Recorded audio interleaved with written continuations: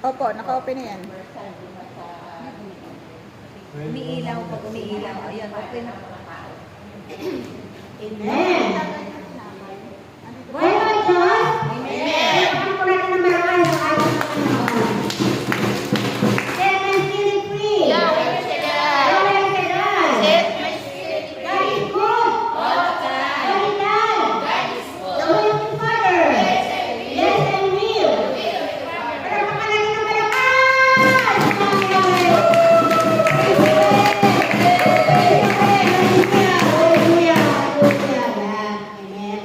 Napakarami natin, amen?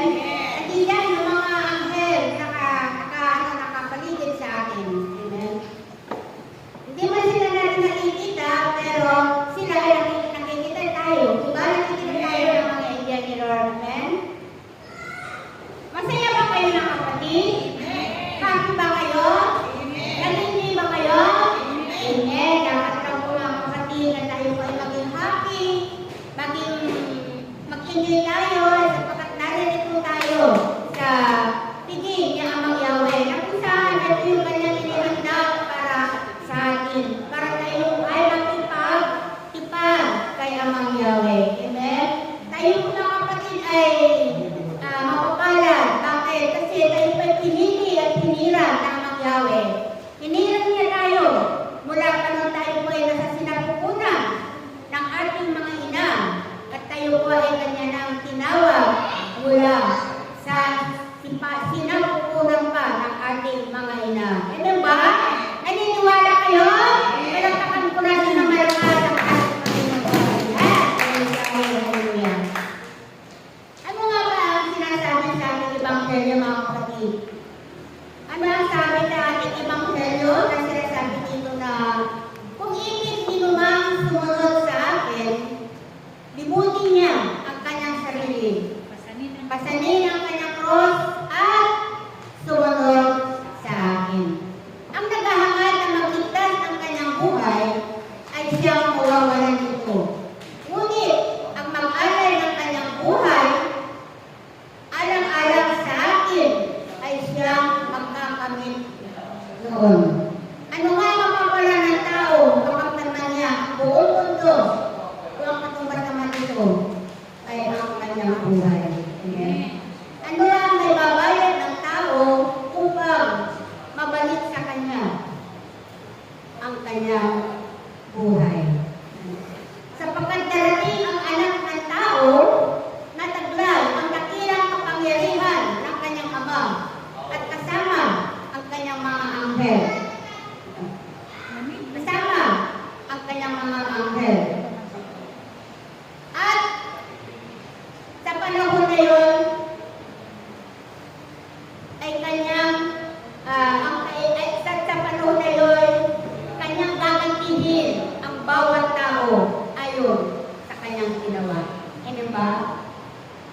Kaya palakpakan po natin ng malakas ang ating Panginoon. Darating ang anak ng tao at gagantihin niya ang bawat tao ayon sa kanyang ginawa. Pagdating pa yun pagdating pa ang ating Panginoon. Amen. Pero, ang pinaka-highlight nito, mga kapatid, sa ating Ebanghelyo ay ang sa unang paragraph. Yun ang pinaka-highlight nito. At ito yung titingnan natin kung tayo po ay nakarelate sa message na ito sa atin ng ating Panginoon. Ang sabi nga po dito, kung ibig ninumang sumunod sa akin, limutin niya ang kanyang sarili, pasanin ang kanyang cross at sumunod sa akin. Amen. Dito mga kapatid sa ating Ebanghelyo ay mababasa natin doon sa Lucas 9:62 na doon merong isang tao sa Estreba na nagsabi sa ating Panginoon. Ang sabi niya doon, Panginoon, susunod pa ako sa inyo kahit saan. Ano sabi sa kanya ng Panginoon? Ang sagot sa kanya ng ating Panginoon, may luga ang asong gubat at may pugad ang ibon. Ngunit ang anak ng tao ay wala man lamang masilungan o mapagpapahingahan. Tapos, meron na namang nagsabi, sabi ng Panginoon, sinabi ng Panginoon doon sa tao, sumunod ka sa akin, sabi ng Panginoon doon sa isang tao. At sumunod naman yung tao, sabi niya, Panginoon, susunod pa ako sa inyo, ngunit hayaan niyo muna na ako'y umuwi upang ipalibing ang aking ama. Ano sabi sa kanya ng Panginoon? Hayaan mo na ang mga patay ang maglibing ng kanilang mga patay. Ikaw, umayo ka at ipahayag mo ang tungkol sa paghahari ng Diyos. Amen ba? Kaya niyo ba yun? Parang po natin ng malakas ang ating Panginoon. Mga kapatid, yung sinasabi ng ating Panginoon na kung ibig minuman sumunod sa akin, ay limutin niya ang kanyang sarili. Paano natin gagawin yung limutin ang ating sarili at pasanin ang ating Diyos at sumunod sa ating Panginoon? Makikita natin ang ating Panginoon ay isang magandang halimbawa na dapat natin tularan. Nagbigay siya ng isang magandang halimbawa para sa atin. Ang buhay ng ating Panginoong Jesus bilang tao. Bilang tao, bilang isang lalaki, bilang isang binata, na lumaki ang ating Panginoon na hindi niya na-enjoy ang kanyang sarili sa sanlibutan. Hindi niya na-enjoy ang kanyang sarili bilang tao.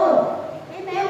Kundi bagkos, in-enjoy niya ang kanyang sarili sa pagpupukos doon sa ministeryo na pinagkaloob sa kanya ng ating amang Yahweh. Amen? Bilang tao, bilang lalaki, bilang binata, dapat sa kanyang pagiging binata, ini-enjoy niya yung mga bagay na makasalibutan.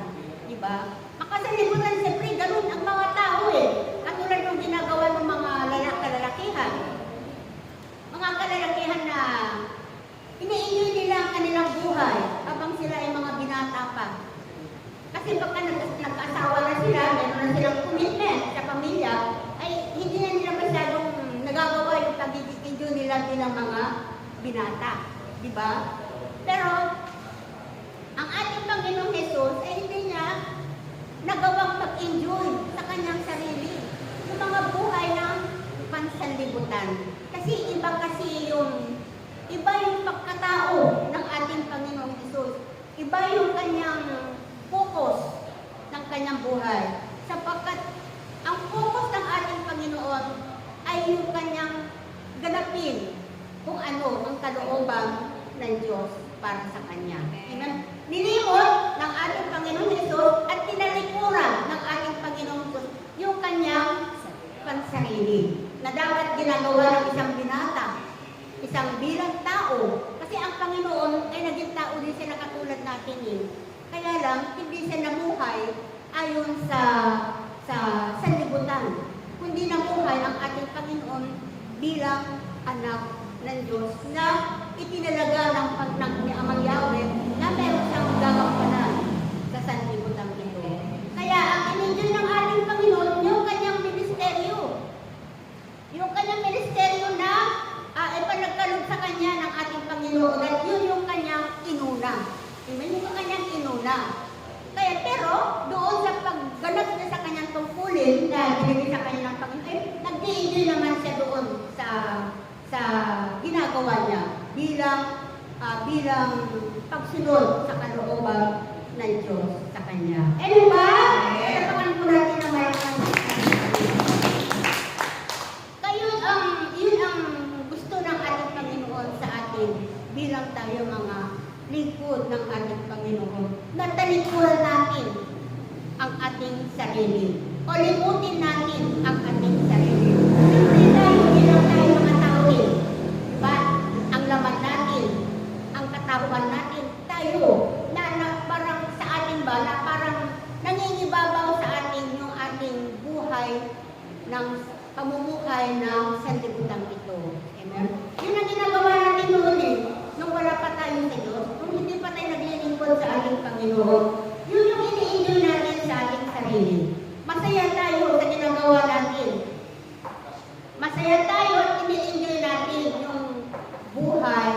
dito sa sanlibutan ito.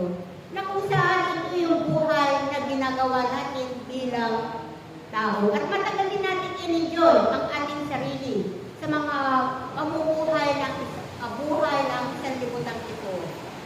Subalit, nung tayo po ay tinawag na ng ating Panginoon, nung tayo po ay itinalaga na ng ating Panginoon sa pagganap sa mga tungkulin na iniatang nandun sa atin, ay naroon na yun pagtalikod natin sa ating mga sarili.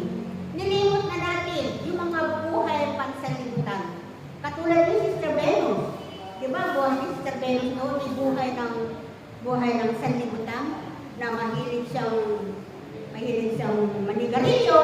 Parang may mga biso siya eh. May mga biso siya. Mahilig siyang makipagbarkada, mahilig siyang Socialization. inuman, makipag-socialization, yun ang buhay ni Ate Venus nung buong ng araw, nung wala pa siya sa Panginoon. Pero doon sa ginagawa niya, masaya siya doon eh. Ina-enjoy niya yung kanyang buhay doon sa mga pag-socialization na ginagawa niya. Nag-enjoy siya doon. At meron din mga kapatid na mahilig sila sa makikipag-marites, chismisan sa kapitbahay, marami silang mga bisyo, nagsusugal sila. Ano ba yung sugal na yun? Yung tungit, yung mga, Bingo. Yun yung mga bisyo ng tao. Siyempre tao tayo eh. Yun ang gawain natin, di ba? Yun ang gawain natin bilang tayo yung mga tao. Ina-enjoy natin yun eh. Kasi wala pa nga tayo sa Panginoon. Hindi pa natin alam ang kalooban ng Diyos para sa atin. Kaya yun, patuloy natin ginagawa yun. Nag-i-enjoy tayo doon sa buhay natin na bilang tao sa sanlibutan ito. Ngunit kung tumating yung panahon na tayo pa ay tinawag ng Diyos, ay itinalaga niya tayo sa ganitong gawain. At doon, sa panahon na yun, ay tayo po ay natuto na. Natuto tayo na unti-unti natin tinatalikuran yung buhay makasanlibutan. Natuto tayong iwasan, natuto tayong nalimutin at talikuran yung mga gawain ng sanlibutan ito na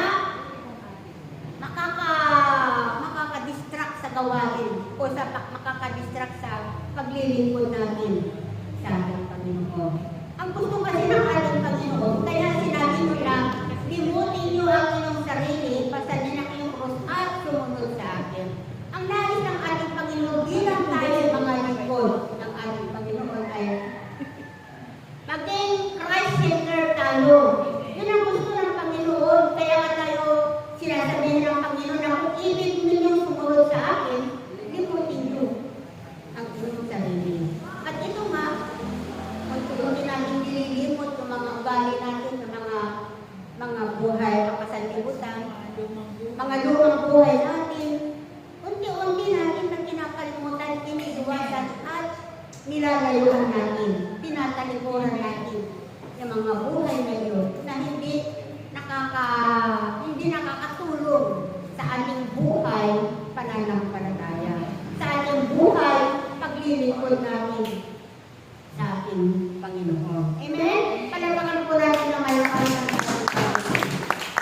Kaya nga, doon sa sinasabi ng ating Panginoon na katulad ng isang tao na gusto niyang sumunod sa ating Panginoon, pero hindi niya magawa kasi meron siyang binabalik-balikan na doon nga nauwi lang muna siya at palilibin yung kanyang tatay. Pero anong sagot sa kanya ng ating Panginoon? Hayaan mo na ilibin ng mga patay ang kanilang patay at ikaw, umayo ka at ipahayag mo ang tungkol sa paghahari ng Diyos. Yun ang gusto ng Diyos sa atin. Pero kaya ba natin? Kaya ba natin yung sinasabi ng Panginoon na, kasi dito sa message na ito sa atin ng ating Panginoon, mamimili tayo eh. Amen? Ito yung panahon na mamimili tayo. Yung sinasabi doon na, iwanan ko sa mga patay ang paglilibing sa kanilang mga patay. At ikaw, umayo ka, hahari kayo. Amen ba? Palapakan po natin yung malaman ng ating kaya ba natin? Kaya nyo ba yun? Yung utos ng Panginoon? Pinagsilikapan. Kaya ba natin yun? Halimbawa, nandan yung Mga patay. pamilya ko, may patay. At yung mensahe sa iyo ng Diyos, May tupa. yung mensahe sa iyo ng Diyos, umayo ka, at yung pahayag ko, ang tungkol sa pag-aaral ng Diyos. Kasi dito sa paglilingkod natin sa Diyos, ay ito yung mamimili ka kung alin ang mas matimbang sa iyo. Kung alin ang mas matimbang, kung alin ang mas mahalaga sa iyo, ano ba yung pipiliin mo? Makikipaglingin ka o yung inuutos sa iyo na umayo ka at ipahayag mo ang mabuting balita. Ngayon nasa sa iyo yung kung magdidesisyon ka, ano yung decision mo? Dalawa kasi mamimili ka eh. Kasi bilang lingkod ng Diyos, mamimili ka. Alam mo yung mga mensahe sa'yo ng Diyos, bibigyan mo ba ang Diyos? Ano susundin mo doon? Napakahirap, di ba? Totoo yun.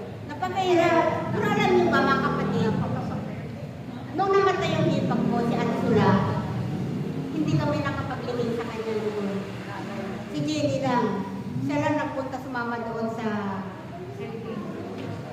Cremate, kasi Cremate yun eh. Pero doon pa nga na nag-Cremate pa sa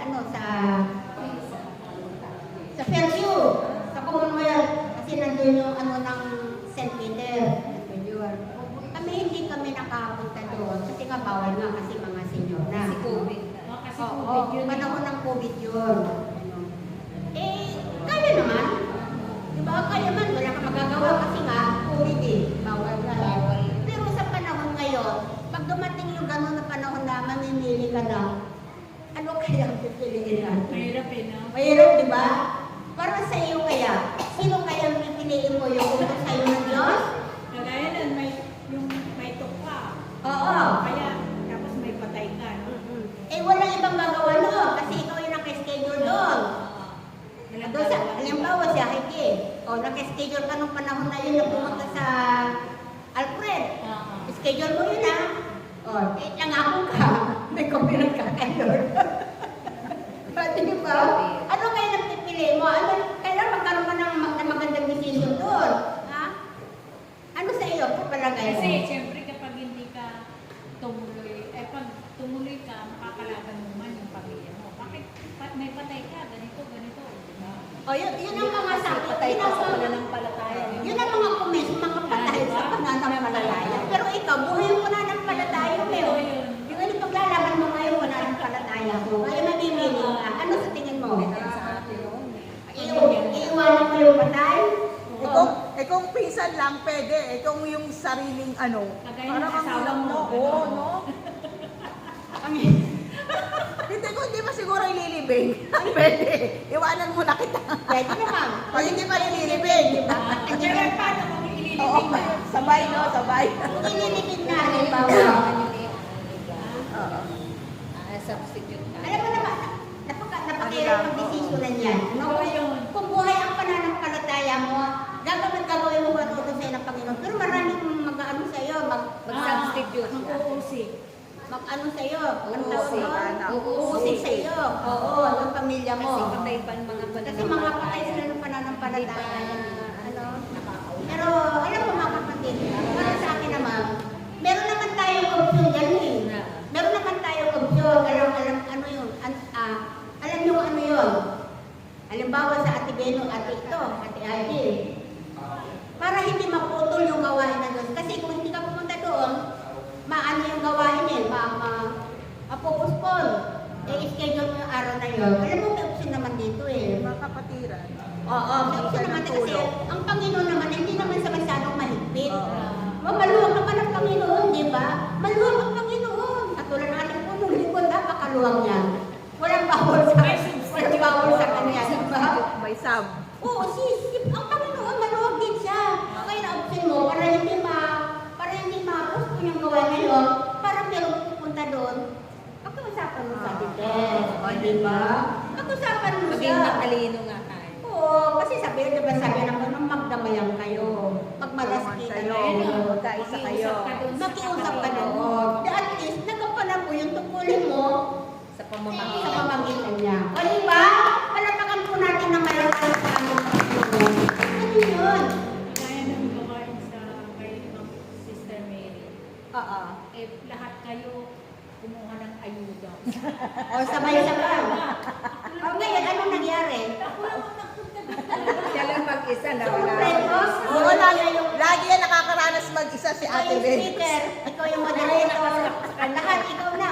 Abay, di more blessing ka. Oo, more blessing. Kasi yun, kay Sister Mary. Kay Oo Sister nga. Mary. Eh, lahat kayo kukuha nun ng ano, Sabay-sabay na ayuda pumunta kasi kayo. solid friends na. Oo, sabay-sabay. Siya mag-isa talaga. Pagpapala naman yun. Diba? Pagpapala naman Eh kasi hindi siya kasi sa kasali. Kaya, Hindi siya kasali. may isa pa talaga ano. Eh, lahat kayo kasali. Kaya nga. Oo. Kaya nga. Yun lang yun. Kasi yung Talagang may merong isa. ano talaga na kaya mamili ka. Magalingan din. Oo. Kaya gano'n naman talaga ang Panginoon. Basta gagawa lang tayo ng paraan Eh, para, para pumunta doon. eh ano nga yung ginawa mo? Nagtanong-tanong ako. Sabi ko, nagtanong-tanong ako dun sa mga sa Philipam. Pahatid ka. Naranasan mo rin. Naranasan ko rin yan nung araw ng ulan pa. Wala mag-isa. Pero alam mo, ang blessing ko noon, nakapulot ako ng pera. 5,000. O, yun ba? Blessing yun. Gabi na, ako na nakakita. Yun ang blessing sa akin ni Lord. Ako lang mag-isa, na wala akong Ilang kasama. beses na ako lang mag-isa. Oo, Yung ano man gawain ang din ni nahulugan. Sister. Oo. Isa yung sa akin binili talaga ni Lord kasi blessing sa akin yun eh. Parapakan po natin na malakas sa Kaya yun mga kapatid. Nga tayo, nais natin sumunod sa ating Panginoon, napagsikapan natin na isang buhay ang gusto ng Panginoon na maging Christ-centered tayo. Amen? Kasi ang sabi nga ng Panginoon na ang nag-aaral na palaging lumilingkod ay hindi karapat-dapat sa paghahari ng Diyos. Amen? Siyempre, ikaw lingkod ka ng Panginoon. Kaya ikaw nakatingin sa Yung ka nang kung ikaw lagi ka nakatingin doon sa buhay mo na para bang meron kang gustong balikan, ay hindi pwede yun. Kailangan, pag ikaw ay lingkod ng Panginoon, yung mga iniwanan mo na, yung mga tinalikuran mo na, ay huwag mo na babalikan. Kasi nga, meron na tayo bagong buhay. Meron na tayo, binigyan na tayo ni Amang Yahweh ng bagong buhay. Bagong pagkatao, bagong isip, bagong puso. Iyon ang dapat na isang buhay natin, yung binigay sa atin ng ating Panginoon. Na dapat nating talikuran yung mga lumang buhay natin na hindi tinalulugan ng ating Panginoon. Amen? Palatakan po natin na malakas ang ating Panginoon. Praise the Lord! Praise the Lord! Hallelujah! Hallelujah! Ayan.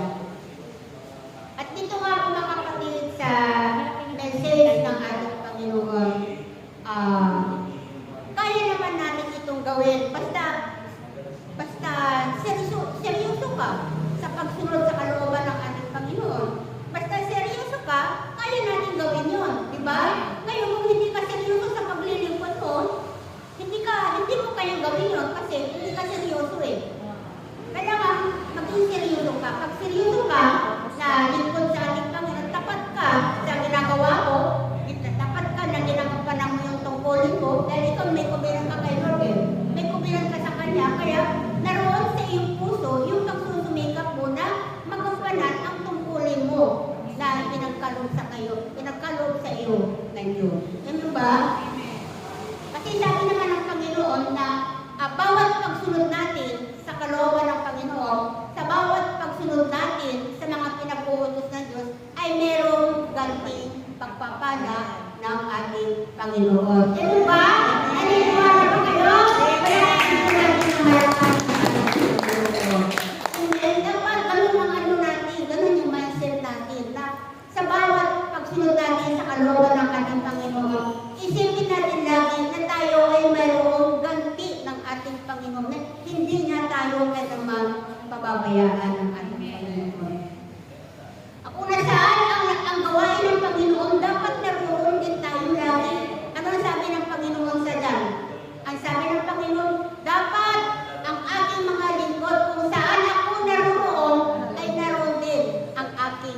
mga lingkod. Sapagkat gagantimpalaan ng aking Ama ang sinumang naglilingkod sa akin. Ba? Nakuha niyo? Palagyan po natin ng malakas. Yun ang gusto ng ating Panginoon. Pagsikapan natin na sundin ang kalooban ng ating Panginoon. Pagsumikapan natin, nandun pa rin ang kanyang mga ipinapupuso. Kasi sa bawat pagsunod natin sa kalooban ng ating Panginoon, ay ginagantihan naman ng ating Panginoon. Sulit naman ang bawat pagsunod natin sa kalooban ng Diyos. Amen? Hindi tayo nagsisisi sa bawat pagtupad natin sa mga pinag-uutos ng Diyos. Sapagkat tuwing gaganap tayo ng ating mga tungkulin ay natutuwa ang Diyos sa atin. Nalulugod ang Diyos sa atin, di ba? Ang bawat mensahe ng ating Panginoon na lagi ninyong sabi doon na nagagalak ang Diyos dahil lagi natin ginagampanan ang ating mga tungkulin na inatang niya sa bawat isa sa atin. Kaya tayo naman, meron din po ng Panginoon na meron tayong pangako sa Kanya o meron tayong pakikipag-kombina sa ating Panginoon. Tayo naman ay magsusumikap naman tayo na magawa natin ang kalooban ng Diyos para sa atin. Ano ba? Para sa atin naman ito eh. Amen? Kapag tayo ay patuloy na sumusunod sa kalooban ng Diyos at ginagampanan natin ang bawat tungkulin natin ng kanyang inaalam sa bawat isa sa atin, ay gagantimpalaan tayo ng ating Panginoon. Amen ba? Palatakan po natin na malakas ang ating Panginoon. At ay nga po na sinabi ng ating Panginoon at darating ang anak ng tao na taglay ang kanyang dakilang kapangyarihan. Taglay ang dakilang kapangyarihan ng kanyang Ama kasama ang mga anghel at gagantihin niya ang bawat tao ayon sa kanyang ginawa. Ayon sa ating ginawa, gagantihin pala tayo ng Diyos. Hindi mawawala yan kasi pangako ng Diyos yan eh.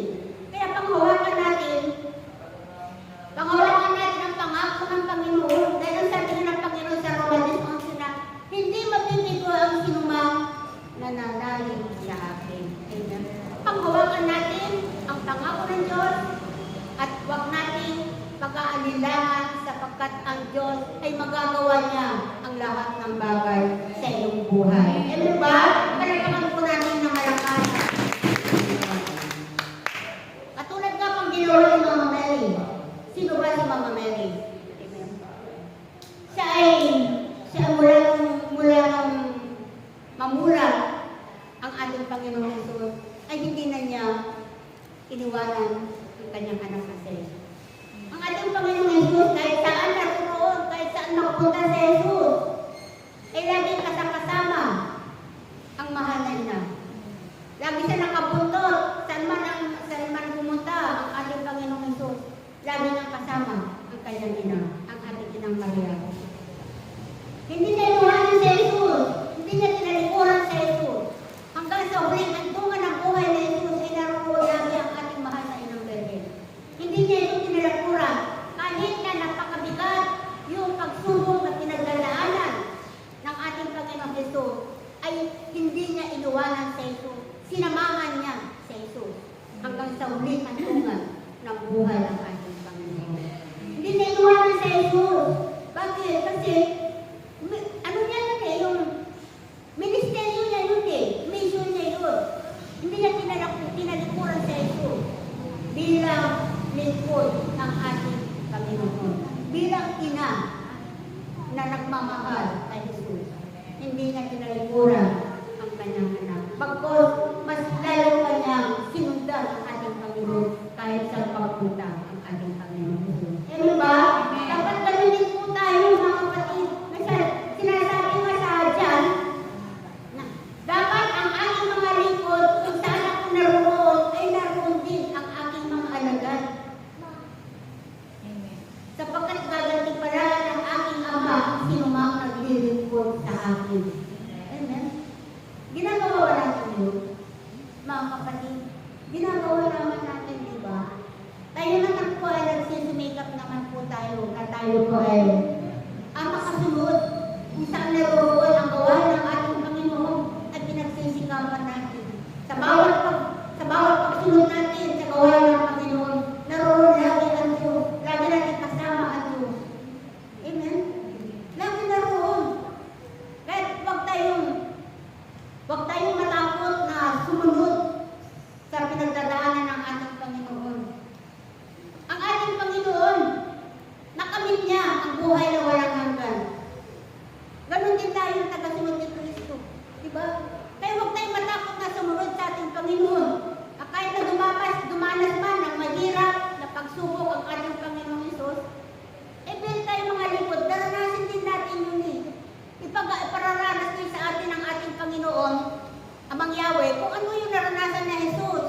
Ipararanas din natin yan kasi yun ang pagbabasya ng ating Panginoon. Tayo nga ay totoong lingkod ng ating Panginoon.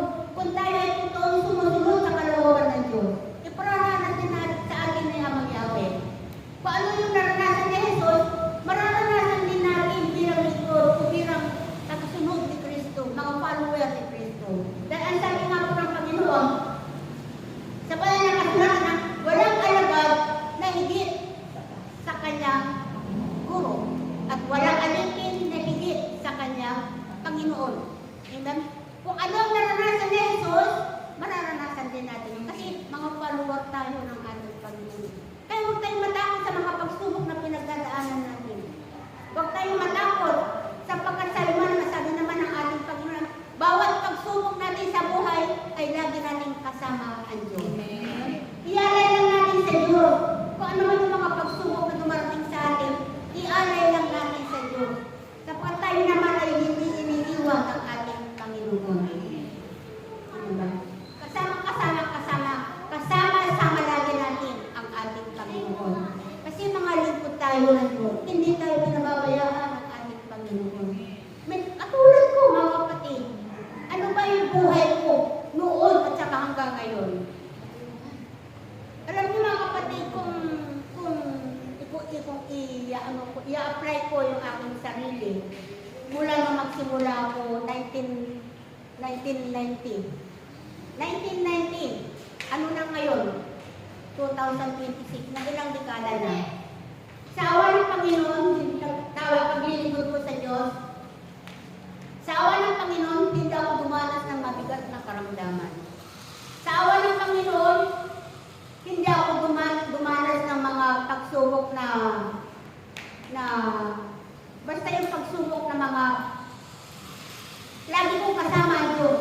Marami akong pagsubok na pinagdaanan, pero hindi ako pinabayaan ng ating Panginoon. Hanggang ngayon, nakatayo ako dito sa harapan ninyo.